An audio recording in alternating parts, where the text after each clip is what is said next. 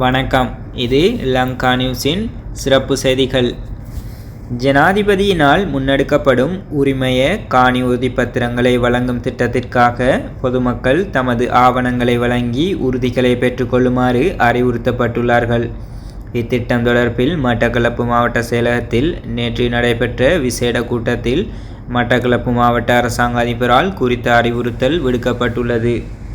இதன்போது ஜனாதிபதியினால் முன்னெடுக்கப்படும் 20 லட்சம் காணி உறுதிப்பத்திரங்களை வழங்கும் உரிமைய திட்டத்தின் தற்போதைய நிலைமைகள் குறித்து ஆராயப்பட்டுள்ளது.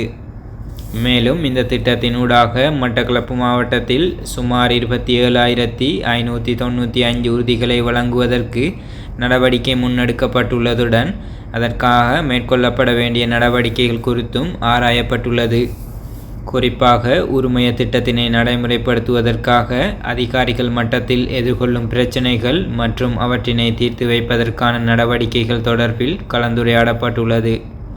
அதேவேளை விரைவில் இத்திட்டத்தினை நிறைவு செய்து மக்களுக்கான உறுதிகளை வழங்க நடவடிக்கை எடுக்குமாறு இங்கு அதிகாரிகளுக்கு பணிப்புரைகள் விடுக்கப்பட்டுள்ளன.